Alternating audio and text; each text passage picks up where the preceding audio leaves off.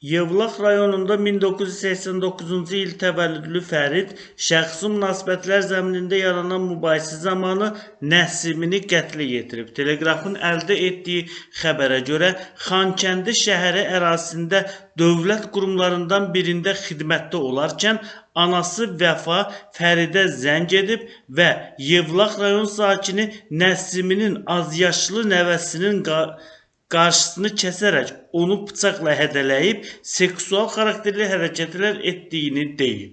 Fərid bundan sonra Xankəndi şəhəri ərazisində naməlum şəraitdə tapdığı Makarov tapancaya hər birindən 7 və 6 ədəd ümumilikdə 13 ədəd atəş üçün yararlı patron daxil edib, daha sonra Yevlax şəhərinə gəlib. O, azyaşlı qohumu ilə söhbət edib, bu zaman uşaq ağlayaraq Nəsiminin dəfələrlə 1 manatlıq pul əskinası və konfet verərək ona qarşı əxlaqsız hərəkətlər etdiyini deyib və bildirib ki, sonuncu dəfə Nəsimi onu binanın dəhlizinə salaraq bir əli ilə ağzını tutub, üzərinə bıçaq çəkib, öldürməklə hədələyib və yenə ona qarşı seksual xarakterli hərəkətlər edib. Fərid bunları eşitdikdə Nəsiminin əxlaqsız hərəkətlərindən hiddətlənib və qisas məqsədi ilə onu öldürmək qərarına gəlib. O, tapançanı götürüb şəhərin Qambay Quliyev küçəsində Nəsiminin yaşadığı binanın qarşısına gəlib. Nəsimini səsləyib, mənzilin eyvanından bir nəfər ona cavab verib. Fərid həmin şəxsə Nəsiminin dostu olduğunu və onunla görüşmək istədiyini bildirib. Sonra binanın arxa tərəfinə keçərək mənzilin yerləşdiyi blokun qarşısında gözləyib. Bir neçə dəqiqə sonra Nəsiminin anası Günay ilə birlikdə gəldiyini görüb, Nəsimiyə sakit tonla sənin nəfəsini kəsəcəyəm, nə qədər imkanın var nəfəs almaqda davam elə, deyib Fərid ətrafda sakinlərin də olduğunu gördükdə fikrindən yayınıb və oradan uzaqlaşaraq yaşadığı evə qayıdıb. O, həmin gün saat 13:00-da ispirtli içki qəbul edib, yüngül sərxoşluq vəziyyətində Nəsimini öldürmək məqsədi ilə onun yaşadığı binanın qarşısında bulağın yanına gəlib. Bir müddət Nəsiminin həyətdən düşməsini gözləyib, saat 16:00-da onun yaxın qohumu ilə birlikdə yaxınlıqdakı Dədə Qorqud parkı ilə bulağa tərəf hərəkət etdiyini görüb. Onlara yaxınlaşıb Nəsimidən haraya getdiyini soruşub. Nəsimi bu suala nə məqsədlə verməsi ilə maraqlanıb. Fərid Nəsimini yeyib içməyə aparacağını deyib və onun qolundan tutaraq yaxınlıqda taksi fəaliyyəti ilə məşğul olan Vaz 2107 markalı avtomobilə minməyi təklif edib. Nəsimi maşına minməkdən imtina edib və istifadəsində olan mobil telefonla anasına zəng etmək istəyib. Lakin Fərid ona imkan verməyib. Özü ilə gətirdiyi Makarov tipli tapançanı çıxarmaq istəyərkən odlu silah yerə düşüb. Bunu görən Nəsiminin qohumu onların yanından uzaqlaşıb. Fərid silahı yerdən götürdükdən sonra Nəsiminin qaçaraq uzaqlaşdığını görüb, o silahdan 2 dəfə atəş açıb. Daha sonra güllənin Nəsiminin dəymədiyini görüb, onu təqib edib. Binanın ikinci blokunda ona çatıb, birlikdə bloka daxil olduqdan sonra ikinci dəfə atəş açıb. Başına açılmış ilk atəşdən Nəsimi yerindəcə ölüb. İstintaq orqanı tərəfindən Fəridin barəsində Cinayət Məcəlləsinin 120.2.4 xüsusi amansızlıqla və ya təhlükəli üsulla adam öldürmə, 221.3 silahdan və ya silah qismində istifadə olunan əşyalardan istifadə edilməklə törədilməsi zərər çəkmiş şəxsə zor tətbiq olunması ilə yaxud özgənin əmlakının məhv edilməsi və ya zədələnməsi ilə müşahidə olunan xulqanlıq törətmək, 228.1 qanunsuz olaraq odlu silah, onun komplekt hissələrini, döyüş sursatı əldə etmə, saxlama və gəzdirmə maddələri ilə ittiham elan edilib. Cinayət işi üzrə təqsirləndirilən şəxs qismində ifadə verən Fərid ona elan olunmuş ittiham üzrə özünü qismən təqsirli bilib. O ifadəsində göstərib ki, Nəsimini bundan başqa 5-6 ailədən və uşaqlarına qarşı əxlaqsız hərəkətlər edib və gözü yaşlı qoyub. Yevlax balaca şəhərdir. Hamı bir-birindən utanır. Əlbəttə, Nəsiminin həmin hərəkətləri edən zaman mən də bir Azərbaycan vətəndaşı kimi buna qarşı çıxmışam. Çünki hamımızın qeyrəti, namusu var. Hadisədən bir gün əvvəl Nəsimiyə xəbərdarlıq etmişəm. Sözün düzü, onu məhz bir gün əvvəl öldürəcəkdim. Öldürdüyümü də boynuma alıram. Bu gün yenə də eyni hərəkəti edərdim.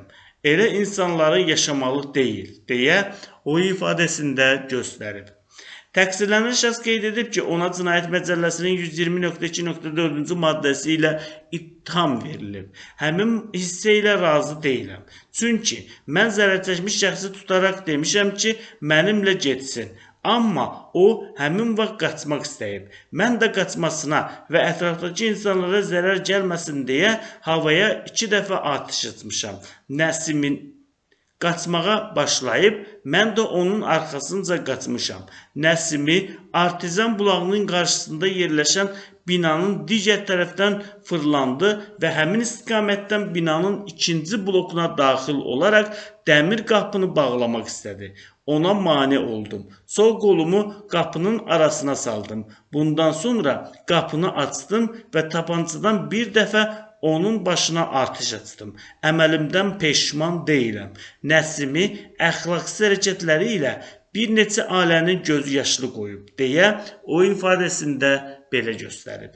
İş üzrə zərər çəkmiş Nəsiminin hüquqi varisi qismində ifadə verən qardaşının sözlərinə görə Nəsimi anaları Günay ilə birlikdə yaşayıb. Mən isə öz ailəmlə başqa ünvanda yaşayıram. Təxminən hadisədən 3 ay əvvəl Laçın rayonunda yerləşən tikinti şirkətində fəhləlik etməyə başlamışam. İşlə əlaqədar Laçın rayonunda oluram. 2 həftədən bir gələrək Yevlaxda ailəmin yanında 2 gün qalıb yenə də işimin arxasınca gedirəm. Nəsimi xasiyyətcə sakit və mehriban insan olub. Psixoloji problemi vardı. Daha çox uşaqlarla oynayırdı, deyə o ifadəsində göstərib. Mərhumun hüquqi varisi qeyd edib ki, 2023-cü ilin oktyabr ayının sonlarında Yevlax rayonuna gələn zaman qardaşı Nəsiminin İlqar adlı şəxslə mübahisə etdiyini öyrənib. Həmin vaxt İlqar Nəsimiyə yumruq vurdu. Mən Nəsimidən mübahisənin səbəbini soruşdum. O da İlqarın oğlu Namilə papaq verdiyini, buna görə İlqarla aralarında mübahisə olduğunu bildirdi. Bundan sonra Nəsimi mənə həmin uşaqdan uzaq duracağını dedi. Daha sonra mən Nəsimi ilə bu barədə söhbət etmədim, deyə o ifadəsində qeyd edib.